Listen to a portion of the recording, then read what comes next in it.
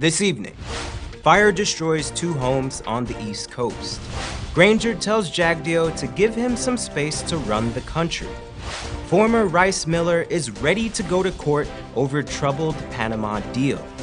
In the region, Grenada on high alert after seismic activity recorded near volcano.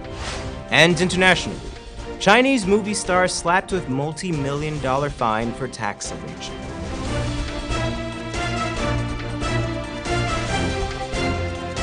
From Safe TV headquarters in South Rival Gardens, this is Safe TV Headline News with George Gonzalez.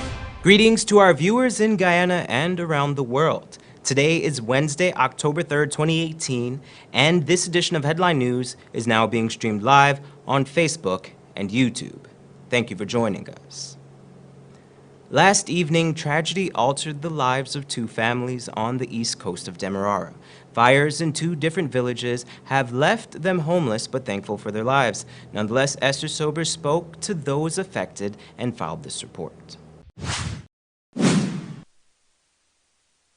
2 families lost their homes in 2 separate fires on the east coast of Demerara last evening. Fire first struck the home of a family of 6 in Hope South End Moor between 17:30 hours and 21:15 hours. A section of the house was occupied by tenant Kendra Petrie and her 5 children. Petrie is accusing the owner's son, who also occupies a section of the house, of arson. At the scene, the upper wooden structure was demolished by the fire while the concrete exterior was still intact. One nearby resident and friend of the alleged arsonist revealed that while she has doubts as to if he was the one who caused the fire, he nonetheless has a history of such behavior. It's a big lady and she daughter and she son when I rent the upstairs there. Yeah, and then lucky up already for burn down the house. You understand? And some CID come there already and check the place and so on, and Lucy. According to the concerned neighbor, the man goes by the name of Alkaline. He's 25 years of age and is unemployed and has a fairly troubled past. I remember no one I really get time with he there by himself. No, he doesn't work. So where is he currently? He's in the lockup right about now. The damages incurred have yet to be estimated. However, the house was not insured. Meanwhile, in Anns Grove, a fire of unknown origin ravaged the home of 80-year-old Elaine Pollard, who resides in the United States of America. The house was left in the care of caretaker Safrash Bash, who recounted the ordeal. This morning about 5:30 that cousin Elaine was on fire. So I jumped up out of my bed. When I came, the complete house was on fire. The caretaker also noted that no one occupies the house while the owner is away. Bash is clueless as to how the fire could have started. Lawrence Stam, who is also a close friend of the homeowner and a former occupant of the house, also spoke about the fire. I reach here, the amount of fire you see in the house, you can't save nothing. We tried to save the garage because you had a lot of things in the garage. You had a barrel, generator, and things and so in the house. So we tried our best to see what we could do and try to see what we could save because nobody, not in the country for the owner for the house. The owner who insured her home is expected to return to assess the damages, whilst the police is continuing with their investigations. For Channel 2 Headline News, Esther Sobers. Thanks, Esther. The Guyana Revenue Authority recently seized more than 80,000 liters of diesel fuel being transported on a fishing boat. According to a statement, officers of its Law Enforcement and Investigation Division intercepted the vessel named Plumrose. The ranks reportedly determined that the vessel, which was registered to be used for fishing, was converted for fuel transport. The captain and crew were taken into custody and are currently assisting the GRA with the ongoing investigations. Charges are expected to be laid shortly. The release also noted that the Guyana Energy Agency is collaborating with the GRA in its investigation. The authority also reminds persons that fuel smuggling is a criminal offense that is punishable by hefty fines and possible jail time. President Granger feels that his administration is under much pressure to solve many of the nation's longtime issues. However, he feels it difficult to do so. Why? Because of former President Jagdeo. According to the president, Jagdeo needs to be more prudent in his commentary on Granger and how he's running the nation. Here's Wendell Jeffrey with more. President David Granger is throwing shades at opposition leader and former President Barry Jagdeo. In a Stabrook News article today, the president said that he's cordial with former presidents of Guyana, but he feels that Jagdeo in particular is not reciprocating that approach. Granger is quoted as saying, "I believe that former presidents need to be more prudent in their remarks. They have had their opportunity to run the country, and now they are no longer in the presidency. They should not try to impede or obstruct other persons from doing their jobs." Channel 2 Headline News reached out to the former President Barry Jagdeo for a comment. However, Jagdeo said that he had not seen the president's remarks. In the interview, President Granger said those who have served in the office he now holds would have already had their time and they should not be obstructive. As the General Secretary of the PPP, Jagdeo presides over a weekly press conference. Inevitably, the coalition government and the current president are staple features of those deliberations. President Granger also reflected on the deportment of the opposition at his last visit to the parliament. Granger said that the banging on the tables and the displaying of placards were vulgar. He said, "I do not expect that a head of state should be treated like that." Granger said that despite the attacks, he will continue to engage Jagdeo. The president remarked, "I cannot ignore 49% of the population simply because they do not have a parliamentary majority." Jagdeo promised to address this issue at his press conference tomorrow. For Channel 2 Headline News, Wendell Jeffrey. Thanks, Wendell. Don't go away. Coming up after the break, former rice miller ready to file suit against the GRDB. But first, here's today's foreign currency exchange rates.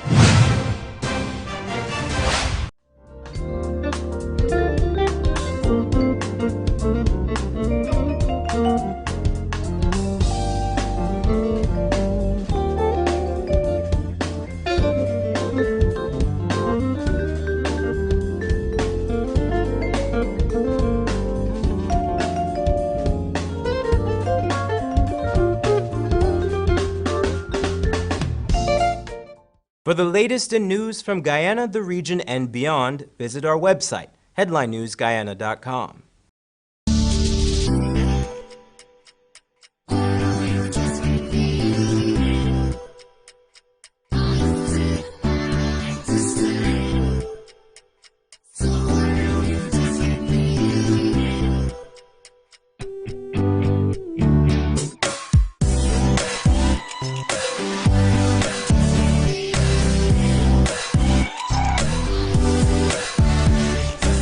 Styles. Simply different. Fresh ingredients and Creole foods at the Cottage Restaurant and Cafe. Finger-licking boil and fry, meats cooked to perfection. No MSG added. We cater for vegetarians too. Breakfast and lunch available fresh Mondays through Fridays. We open 7 a.m. Get coffee, Milo, or our famous power porridge filled with a blend of indigenous barks, natural fruit juices. Catering services and delivery available. Call 231-4343. Located at 16 Access Road, Kingston. The Cottage Restaurant and Cafe.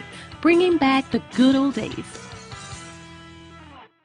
Real FM. 93.1 Real FM. It's your favorite station for the best music from then to now. 'Cause girls like you run around with guys like me to waste your day and spend the night. Are you riding? Say you never ever leave from beside us. Simple things, them are your blessings, a blessing. Simple things are your. Every day, all day for real music, real people, and real vibes. Come on! 93.1 Real FM. Real FM. The people's choice. This is what shopping used to be. More plastic bags than I could carry. Or I could use. They always end up in the bin. Or as unsightly litter. Then it hit me. Get just one reusable bag. Now whenever I shop, I don't use plastic bags. I always have my reusable bag. It makes shopping a lot easier. And it's better for the environment. Use one less disposable plastic bag. Make the switch to a reusable bag today. For more information, please call us on 226-2189 or 227-8429 or visit our website moc.gov.gy. A message from the Ministry of Communities in collaboration with the Inter-American Development Bank.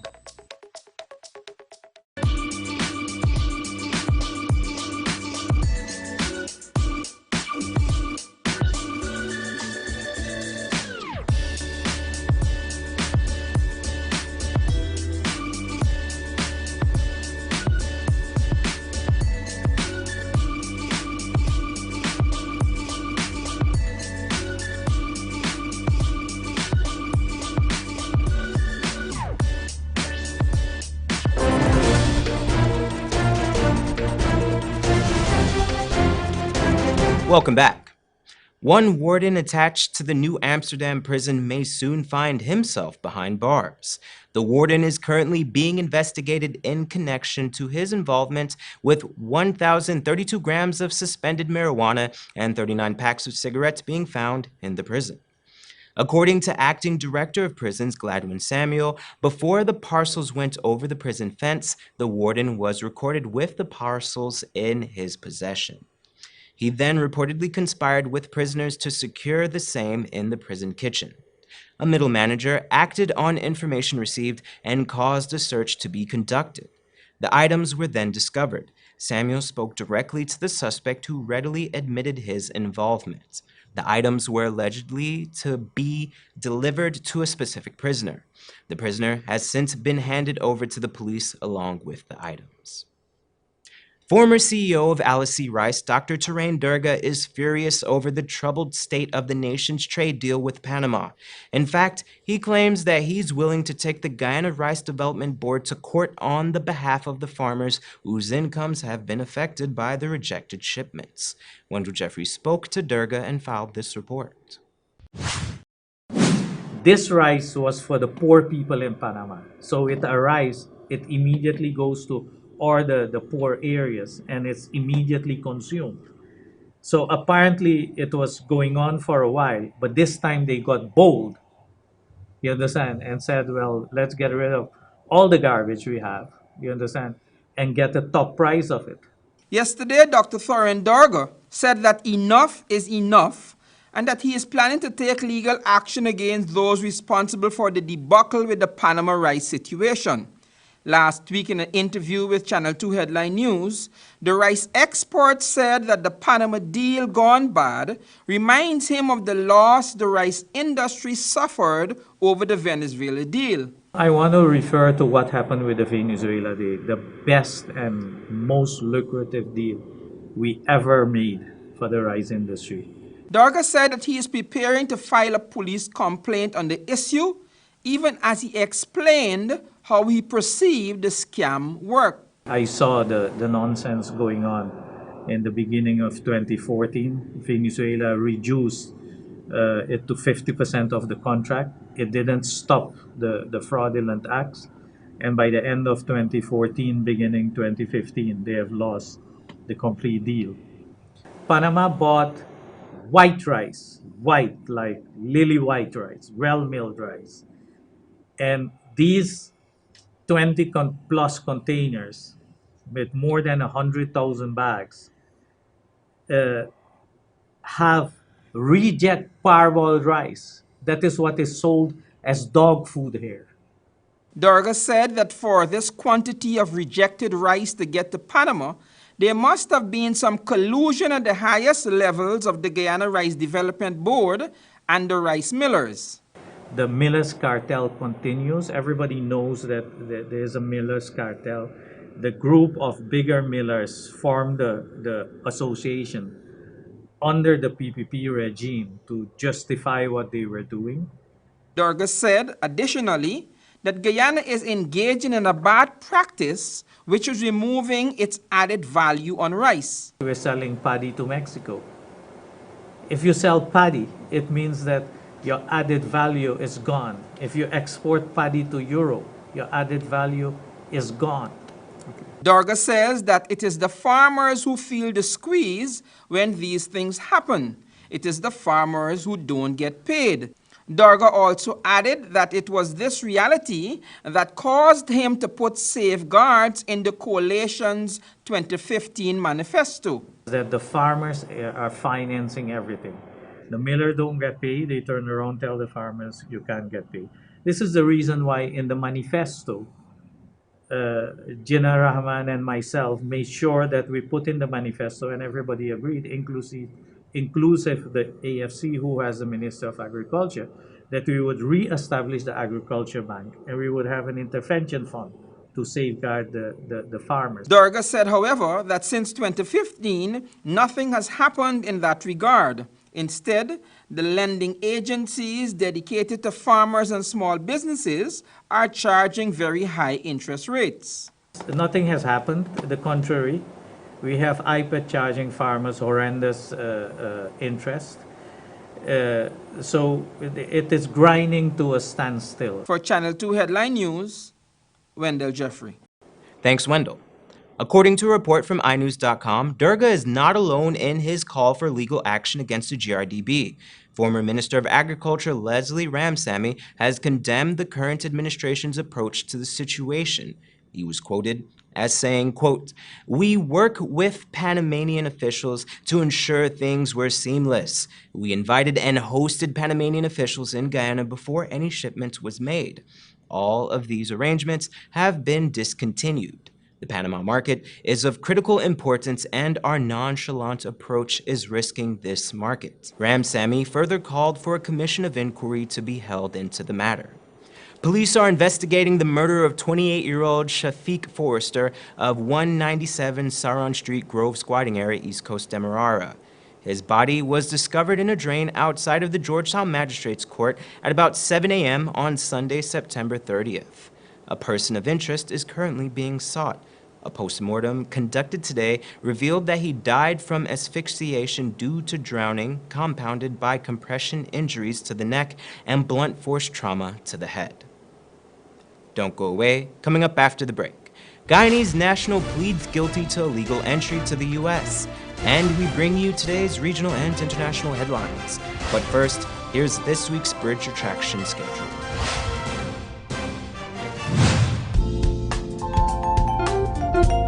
FM.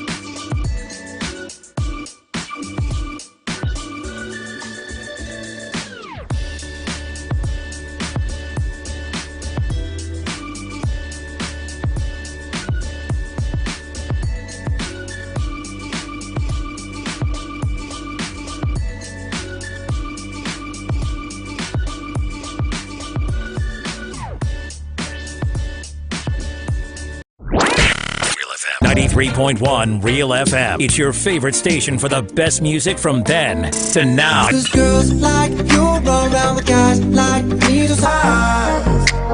Wasted days, spend the night. Tell me, are you riding? Say you never ever leave from beside us. Simple things, them are your blessings, a blessing. Simple things are your... Every day, all day for real music, real people, and real vibes. 93.1 Real FM. Real FM. The people's choice. Fresh ingredients and Creole foods at the Cottage Restaurant and Cafe. Finger licking, boil and fry. Meats cooked to perfection. No MSG added. We cater for vegetarians too. Breakfast and lunch available fresh Mondays through Fridays. We open 7 a.m. Get coffee, Milo, or our famous power porridge, filled with a blend of indigenous barks, natural fruit juices. Catering services and delivery available. Call 231-4343. Located at 16 Access Road, Kingston.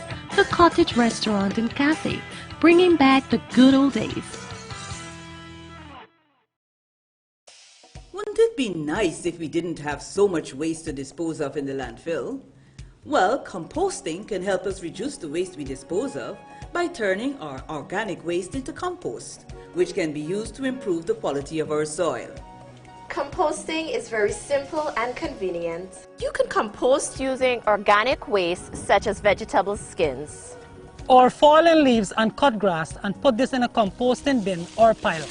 Compost can help your garden grow healthy plants while reducing your volume of waste. It's a really good way to keep our communities clean and healthy. So, let's all start composting our waste. Find out how easy it is. Call us on 226-2189 or 227-8429 or visit our website moc.gov.gy.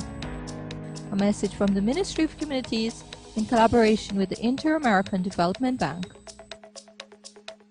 Need a ride around town and beyond? Look no further than Oasis Ride Taxi Service. With affordable prices and some of the best drivers in the business, we've been delivering prompt and reliable service to Guyana for over 16 years.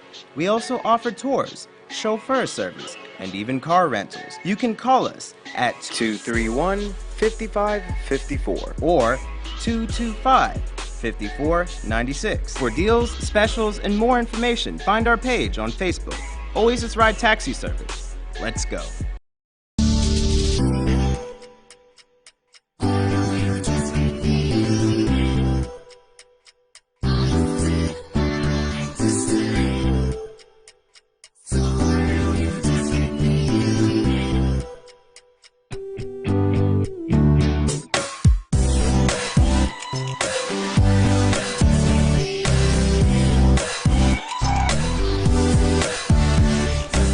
Styles.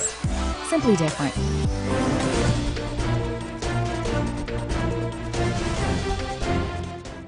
Welcome back. Now we turn our attention to news from the diaspora. On Monday, 40-year-old Guyanese citizen Indrawati Sukram pled guilty to illegal re-entry into the United States of America. A release from the United States Attorney's Office for the Northern District of New York stated that Sukram was arrested in the U.S. Virgin Islands on February 1999. Then, in August 1999, she was convicted in the United States District Court for the District of the Virgin Islands for using a false passport, false visa, and false identity to enter the U.S. After serving 6 months in jail, Sukram was sent back to Guyana on September 3, 1999. She was arrested again on May 17, 2018 in Schenectady, New York. She was reportedly living in the U.S. under the assumed identity Marianne Hussein. Sukram admitted that in 2000 she returned to the U.S. without permission. Sukram now faces up to 10 years in prison and a fine of up to $200,000 when she is sentenced on May 20th, 2019. Now here's Bibi Bacchus with today's regional and international headlines. In the region, a yellow alert has been issued for Grenada after a series of seismic activities was recorded near Kikem-Jenny volcano earlier this week. The University of the West Indies Seismic Research Center reported high levels of seismic activities at the Kikem-Jenny volcano since September 30th, 2018. The agency said the largest of these events occurred on Monday at around 3:24 a.m., 3:35 a.m., and 3:56 a.m. local time, with magnitude 3.5, 3.5, and 3.3 respectively. In an update on Tuesday, the National Disaster Management Agency in Grenada said that the seafarers have been warned to stay at least 1.5 kilometers away from the area as the threat level remained at yellow. And in international news, Chinese megastar Fan Bingbing has been fined in excess of 800 million yuan for tax evasion and other offenses. The star, who disappeared in July, posted a long apology on social media. Ms. Fan, who is one of China's highest paid actors, will escape criminal charges if the fines are paid on time. The actress has been linked to a government probe into how celebrities reported earnings in their contracts. Some film stars were alleged to have used so-called yin-yang contracts, a practice where one contract sets out an actor's real earnings and another details a lower figure, with the latter being submitted to the tax authorities. Authorities have now ordered Ms. Fan and the companies she controls to pay the huge sum in taxes, fines, and penalties. Fan Bingbing is known for her roles in X-Men Days of Future Past and Iron Man 3. And finally, U.S. President Donald Trump is facing criticism from fellow Republicans after he mocked a woman who says she was assaulted by his Supreme Court nominee. Senators Jeff Flake and Susan Collins, both key votes to confirm Brett Kavanaugh, spoke out a day after Mr. Trump's remark at a Mississippi rally. Mr. Flake called the president's comment appalling, and Ms. Collins said they were just plain wrong. Last week, Mr. Trump called Christine Blasey Ford a compelling witness. Mr. Trump told supporters in the town of South Haven on Tuesday night that his political opponents have been trying to destroy Judge Kavanaugh since the very first second he was announced. Then poked fun at Professor Ford's testimony, saying she appeared not to remember basic details about the alleged assault. Headline News, Bibi Bacchus. Thanks, Bibi. Here's your 3-day weather forecast.